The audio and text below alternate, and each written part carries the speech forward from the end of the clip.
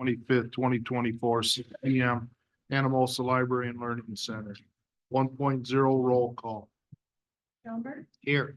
Dan Smith, Here. Kate, Here. Weimer, Here.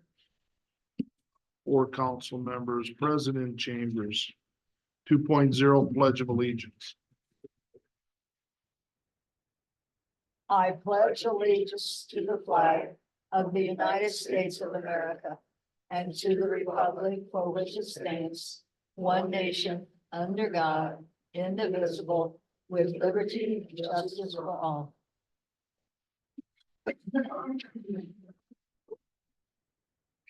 With 4 council members present, to carry any motions, we'll need a 3 vote favorable. 2.0 Pledge of Allegiance. Oops, my bad. 3.0 Consent Agenda Review and Approve. I'll read both the items listed. Council can make a motion that includes consent, which would take us to a vote for approving both items, or a motion could be made on an individual item. Item A, minutes from March 11, 2024, regular session. Item B, current bills. Move to approve consent agenda. I'll second it, but I do have a couple of questions before we vote. Motion by Kay, second by Todd. Council discussion on either of the items. I just need some clarification on the expenses. I noticed under water fund and wastewater fund, I believe there were items referred to as Municipal Supply Incorporated, and then it was labeled as Smart Points. There were 2 items under the water fund labeled with that, and then under wastewater, it looked like there were 2 in that category. What are Smart Points, or what? I guess I'm just trying to find out what those categories mean. I believe they're associated with our meters, is that correct? Correct, they're the little tan boxes that you have on the outside of the house, so we can manually or read the meters from the tower. Okay. I guess you have those up in wastewater too, Robert? So those are being split due to the fact that how the sewer department gets their rates is through those boxes like water. So that is not split between water and wastewater. Otherwise, you wouldn't be able to calculate the wastewater side. And so are those new meters then that we're just buying to supply to put on new properties, or? So in 2014, they had what was called 510R, which now are being phased out. We are now having to put 510Ms in because here with our new system, the FlexNet system, those Rs do not work or communicate with the tower. So we're having to replace all the old Rs throughout town with new Ms, so this system will actually work. Because I did notice in both categories, there were several $1,000s that were needed. What's the life expectancy now of the new meters versus the ones that So we they have a 10-year battery life. Granted, there are other things that can go wrong, but from past times they've done this, if it does not last that 10 years and they find an issue with it, that it's not just, wear and tear, they will actually credit it back to us for a certain amount. So like right now, all these arguments that I'd say probably half or more have not been in for 10 years. So they're actually getting a credit on what we're buying for the M units right now. Okay. That was my primary question. I didn't have any others. Thank you. So I got a couple questions too. What's the debris testing at UC Analytical? Anybody know? Yes, so as it stands right now, Lynn County is no longer going to accept out of county debris from our wastewater plant. So what we ended up having to do is take a debris test for all that stuff and send it back in so we can give the results to the Dubuque landfill. We had to find an alternate way of getting rid of all the debris. Beings, Lynn County is no longer going to accept it. Do like a paint test like you do on Yep. agriculture. Yep, And so what's this headset for McQueen, you know that? So that one was ordered, so these are the headsets that work with the central base station. We use it a lot for snow removal and or when you're jetting. So if you've been around a jetter, it's very loud, can't really hear someone. These are radios that you put on, and it's a headset you can talk to each other. So another one was bought because we found out that we actually want more with all the people that were involved, so we can all hear and communicate instead of trying to use the headsets and a radio, because someone had to take off the radio or the headset, use the radio, and put it back. So you bought more headsets Only one. and then the camera wheels. Yep. How old's that camera? It's fairly new, but these are tires. So what we found is we jetted and, they're not jetted, we cambered this sewer line on First Street. It was hit with a board gel, so we couldn't actually get up the line because the tires were just spinning. So we got a hold of McQueen and asked them, hey, what can we do to resolve this? Those are the tires they suggested to Steve to get up these, inclines that we have. Okay, There were two other under the water fund for water main parts. Each one was about 1,500 and the other was about 1,190, it looks like.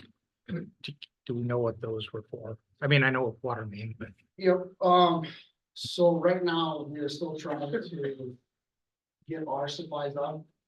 We didn't have anything for a 10-inch water main. So some of that is 2 10-inch macros.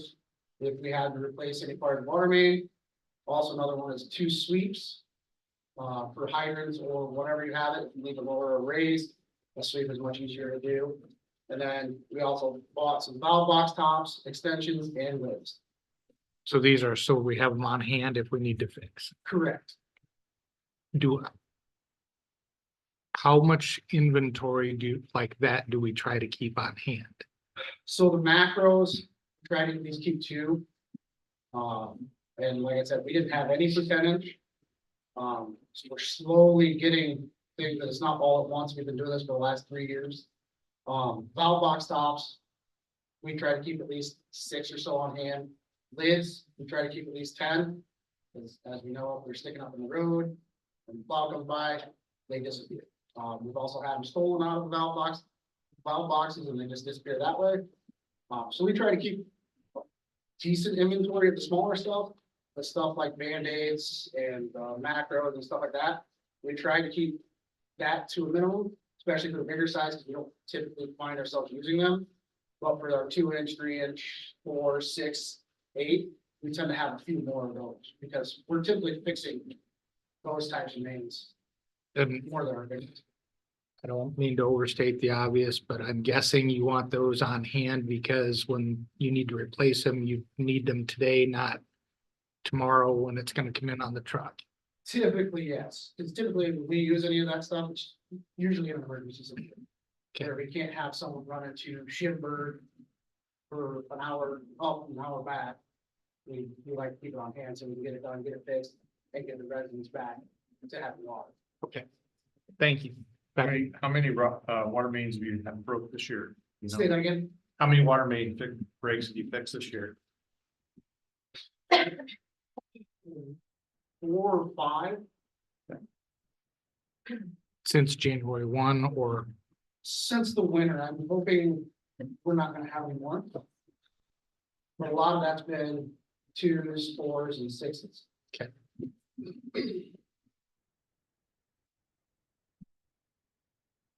Any other questions about the motion, the 2 items listed? Council. Does the public have any comment? Penny, would you conduct a roll vote, please? Dan Smith, Yes. Kate, Yes. Wyman, yes. Robert, Yes. Consent motion carried. 4.0 public hearings, none. 5.0 proclamations, none. 6.0 postponed items, none. 7.0 council action items. 7.1, discussion of possible action, LMI set aside request, Derek Lumsden. Hello, Derek Lumsden, Jones County Economic Development. I believe Jeremiah included the letter that we initially submitted to him in your packet. But one of the things that we are doing over the next couple of years, what we've been working on is finding out what some of our workforce and our employers need for just to make sure that we're retaining and being able to recruit more. Housing is obviously one of those things. Childcare has been another one, as well as amenities. We've been working on a lot of these in tandem. A couple of years ago, we worked with Representative Henson's office to get a community project funding grant, which was $500,000 of HUD funding to do LMI, low to moderate income affordable housing. We're finally getting through some of the paperwork on the HUD side. And so we're looking at trying to get some of those projects kickstarted throughout Jones County. One of the things we're trying to do is make that money go farther. And so we're coming to the cities of Monticello and Anamosa to ask if we can use your LMI set aside money that you get when you do certain types of TIF projects or you housing TIF projects. You have to set aside so much money for LMI if the project is not an LMI housing project. And so that money sits in an account until it can be used by the cities. Generally, cities aren't in the housing development business, and so it tends to sit there unused. That's been the case, I know, here in Anamosa as well as Monticello. So we're asking if we can utilize your funds to kickstart projects in your two communities by also partnering it with some of the HUD money that we have coming in. And so that's sort of the gist behind the ask. There's a number of different things it can do. The main thing it has to do is create new housing that's affordable for people in that low to moderate income range. So it can't take current housing where someone lives and remodel it or anything, but any new housing that's created can be affected by this funding from HUD as well as your LMI. Your LMI funding can be used for other things, but with our project, it would help fund new housing. So I don't know if there were any questions or not, but I'm happy to answer any. How much money you have in your HUD? Count, I guess. We have 500,000 that we get from HUD. It's reimbursable, so we'll pay it out and we'll get it back in. But at the end of it, we'll have 500,000. Part of that, which will go to EasyCog because they administer the grant for us. Are there any current plans of some type? I mean, do we have any development plans that are in the works where we might be able to see kind of what the idea is or what residents we're talking about before we commit the funds to it? Basically, what we tried to leave it open-ended because we didn't want to get pigeonholed into only, say, building new, like a new subdivision type of thing. So we're looking at some of the unoccupied downtown housing, second stories. We're looking at cleaning up asbestos and lead paint, some of the other contaminants in some of those properties that would make it easier for someone to develop. We are talking Jones County Economic Development to a couple of developers that are willing to potentially build. We don't have any agreements yet, so I don't have anything definite to give to you, but it's something that really runs the gambit of what we can do. The other opportunity is that, say we have someone that's eligible, that would be eligible to buy a house if it was in their price range. Depending, we can work with the seller and the buyer to potentially buy down some of those costs, like the closing costs and whatnot, to make it affordable. So there's really a large range of things we can do. It really depends on each individual aspect as to how we'd approach it. Has the discussion been around building, or if you could, single family units or multiple units? All. So we talked with the developer about, what it would take to build a new type of single family home. Those are probably the hardest because of the cost to do them. We talked about a couple apartment complexes. We talked about some duplexes. We've talked about finding vacant homes and potentially remodeling them and being able to resell them because they're not currently active as homes. And then the downtown upper stories as well. So we have a lot of different, again, opportunities that we can utilize the potential funding for. So you're looking for a dollar amount or just an okay that if we knew that we would be in favor of using some of the LMI set aside? Does it have to be an all or nothing? No, well, what would for me, it'd be helpful to know a number just so I could do something with it. Do I need that tonight? No. It's one of the things I know Jeremiah and Penny are working on the exact dollar amount going back through the old files for TIF. But knowing that you all are in favor of it makes it a lot easier once there is a number to come back and have that conversation again as to what that would look like from the city's participation. So it sounds to me like you're coordinating with a few different entities as far as coming up with the list of properties or places that you're considering, is that something? I mean, is there a timetable that that you're working with to try to get this all put together? We have to have the money allocated or assigned by the end of 26, and we have until 2030 to spend it. Obviously, I'd like to get that a much more rapid timetable. So one of the things is we're getting those 2 developers to come to town and look at some things. We're talking with some of the landowners or property owners now.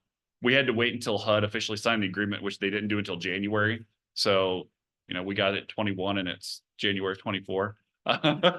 So it's taken some time, which we weren't allowed to do or contact anybody until then. So we don't that's why I don't have a list to give you. We just haven't had the same amount of time. When is your next planned meeting with either the developers or? I believe I have a call with one of the developers next week and I think one later in April.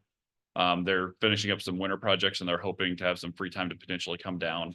Because I want to show them places around the county. It's not all Anamosa. All of Anamosa's LMI money would stay in Anamosa. All of Monticello's LMI money would stay in Monticello, but the HUD money would be free to use throughout Jones County. How many projects did you do last year? None, because we didn't have the funding.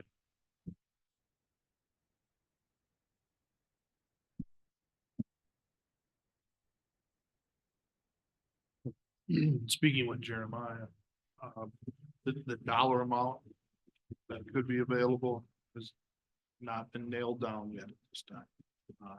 Him and Penny are working on securing that. It's listening to Derek, my interpretation would be that he's looking for commitment for a partner. If Anamosa would be willing to allocate their LMI money when it's known to those projects. Yes, thank you. At this time, about all we could do is become an active partner in the overall project.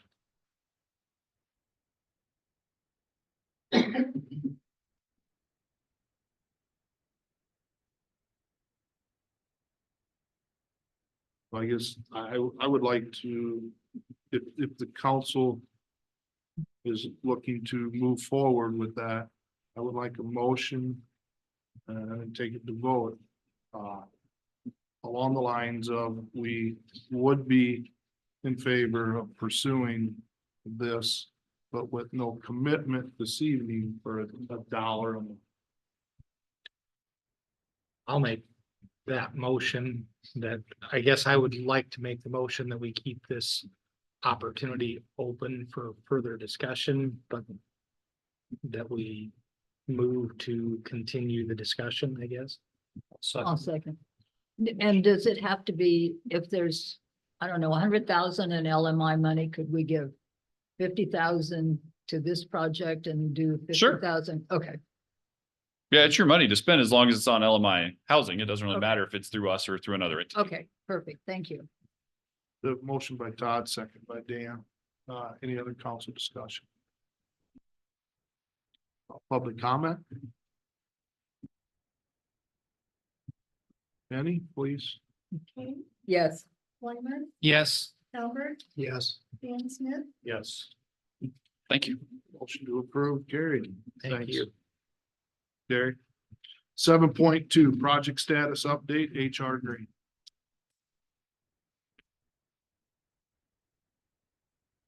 Good evening, Melissa Clove from HR Green. Wanted to start with project status for the Third Street sidewalk. We did find out that we are receiving Highway Safety Improvement Program funding. We found out on February 29th that the requested $115,000 was approved for the 4-lane to 3-lane conversion on Third Street. I have been coordinating with Jeremiah about traffic studies or public information meetings or whatever else would be needed to move that forward. Otherwise, the statewide and regional TAP set-aside applications, we are still waiting for a decision. Our action items remain an availability of local match, which should be approved by the city via resolution. That was something that came back as a comment from the statewide TAP application. So I can work through Jeremiah on those numbers.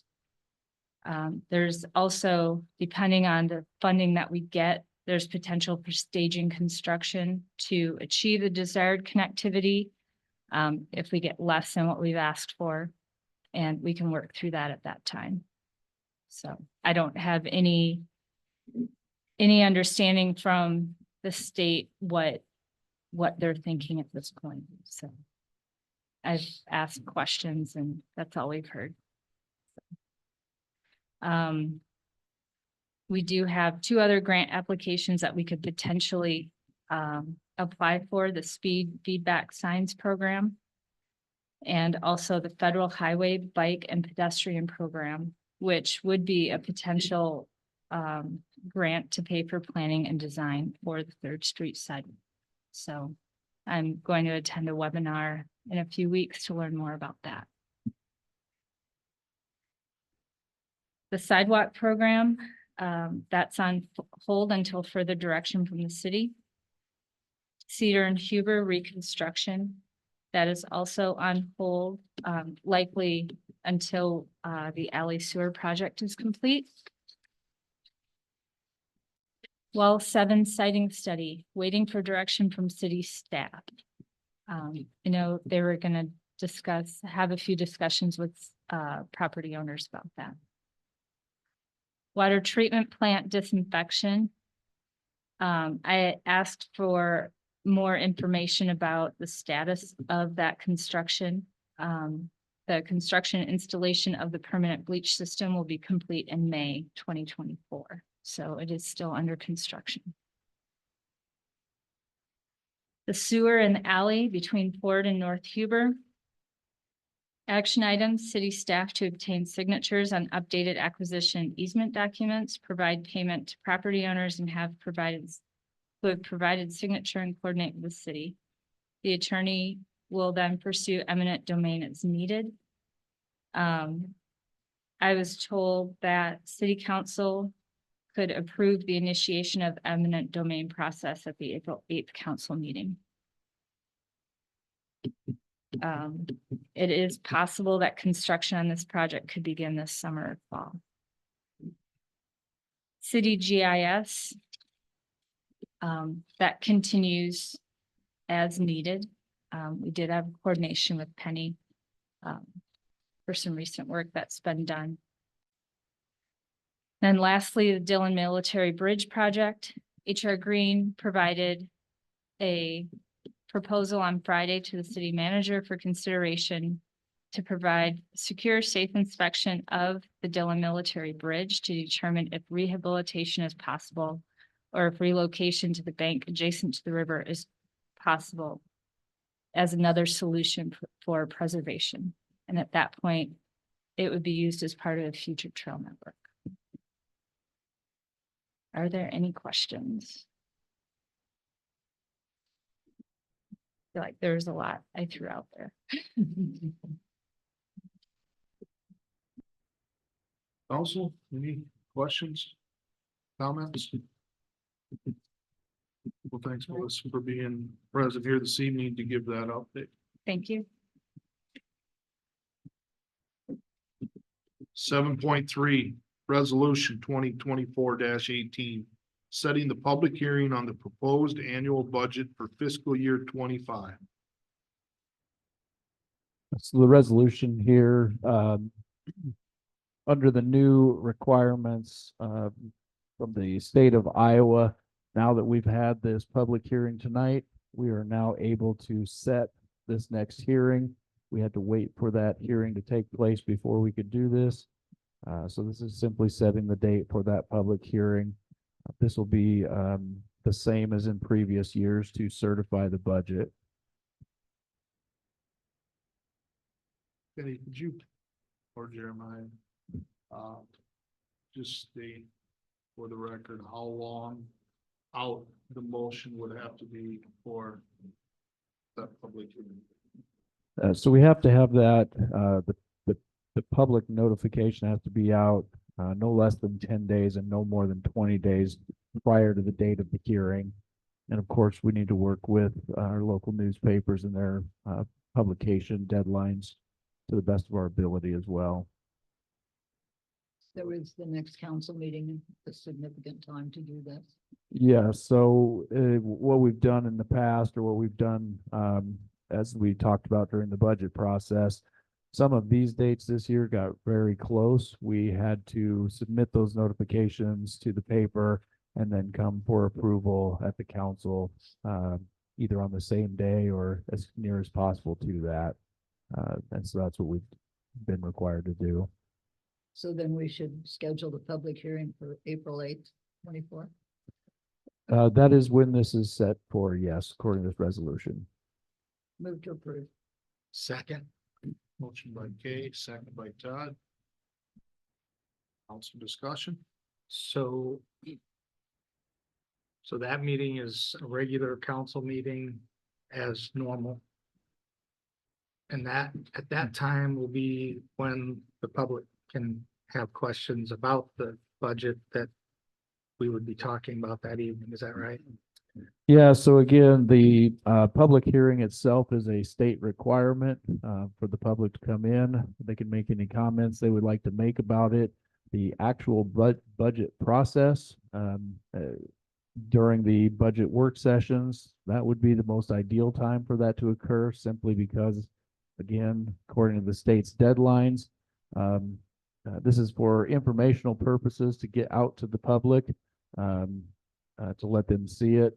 But their restrictions on the timetables is very restrictive. It's, for example, if this comes to the public meeting or public hearing at this next meeting, we decide at that point that we're not going to approve it, we'll, I think quite literally have a matter of a couple of days to hold a special meeting, fix it and get it approved. Otherwise, we can't get it certified by the state.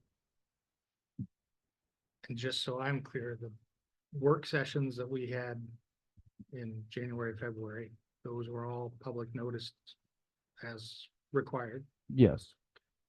And we're going to be publishing in the local papers for the April 8th meeting this week, then I assume, since it has to be 10 days before.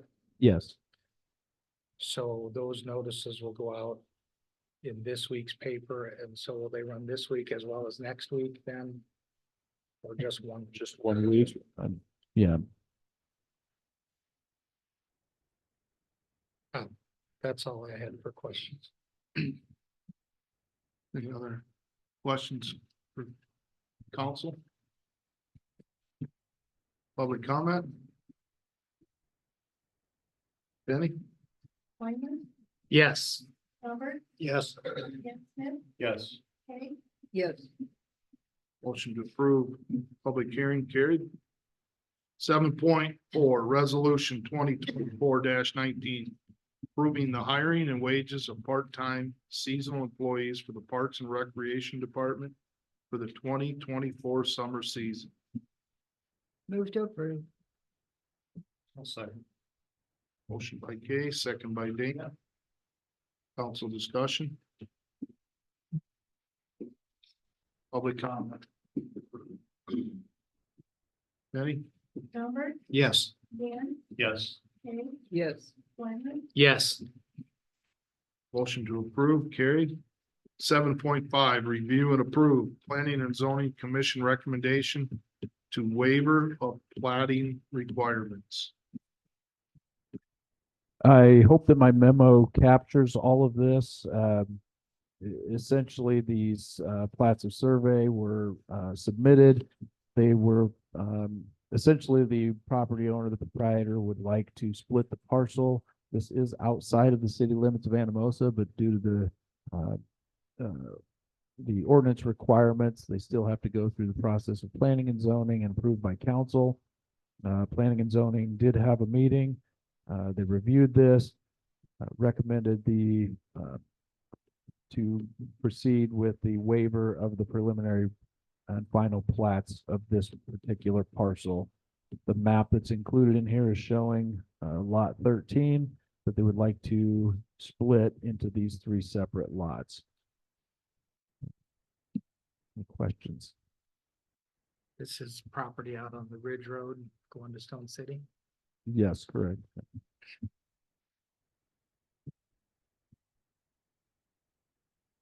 All county requirements have been met, I would imagine. Yes, it's kind of a, I guess I would consider it an interesting situation. There really are no requirements on the city's behalf other than if we were to require them to go through the plating procedure as normal, there would be several fields that they could not complete. They don't have sewer out there. They don't have these things. So there'd be a lot of not applicable responses.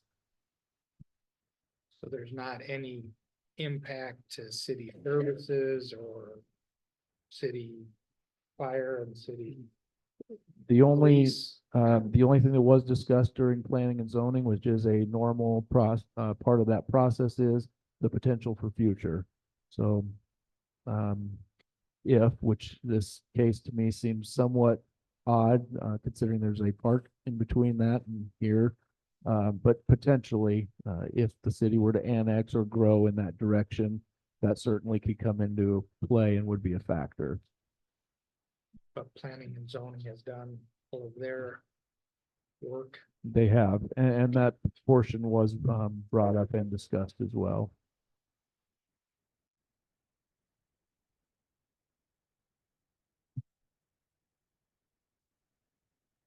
Further discussion? Public comment? Benny?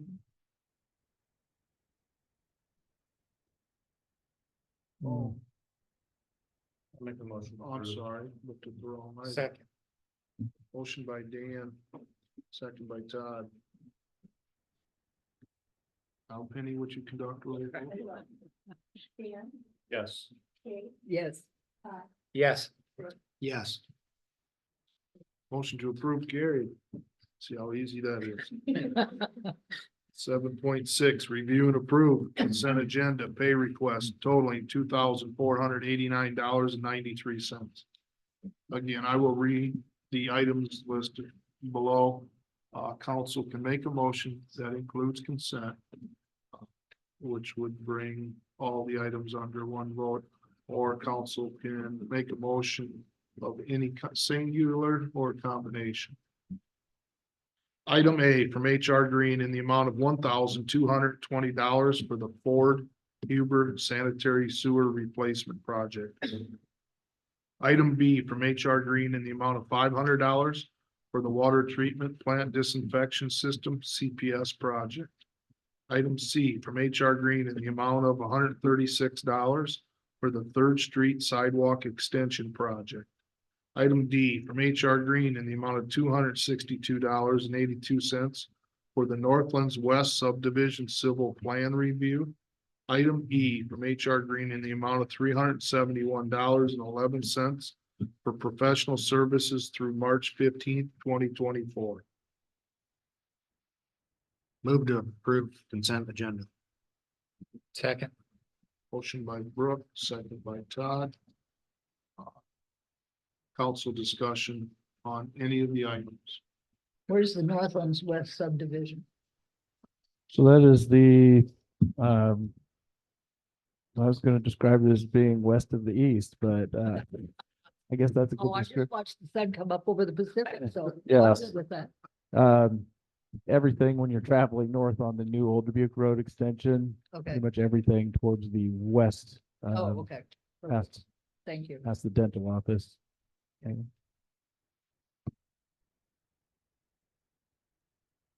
Also, anything else? Public comment on any of the items. Penny, please. Kate, Yes. Todd, yes. Brooke, Yes. Dan, Yes. Motion to approve carried. 8.0 city administrators report. I feel like I'm forgetting something, but I just wanted to bring up the spring cleanup Saturday, April 6th, 7 to 11 a.m. That's all I have. Is the collection point down up by the football field still park, Is- the baseball field? Streets, yeah, street shop down there. Yep. Also have anything? For Jeremiah, any questions or direction? Thanks, Jeremiah. 9.0 mayor and council reports, 9.1 mayor's report. As the city cleanup will be prior to the next meeting, I encourage all of the residents of Anamosa to take part in this. It is one way that we can get rid of some waste to make beautification to the city. I just encourage partake in this opportunity. There will be, I would imagine, there will be a printing in the paper of what items cannot be accepted at the site. So look for that. And again, I encourage the city residents to participate in this. It is a good way to increase or add to the community beautification. 9.2 council reports. Well, I want to remind you that Mamie's coming in June. Better get ready. Tickets will be available soon. What day in June? Oh, do you remember? Not a big deal. I just, if it was on top of your head, Maybe the third week, third Saturday, maybe. I don't know. I missed the last meeting because I was out of town. But you get food too. What more can you ask? Maybe it's food. The other reports. 10.0 public comment for items not on the agenda.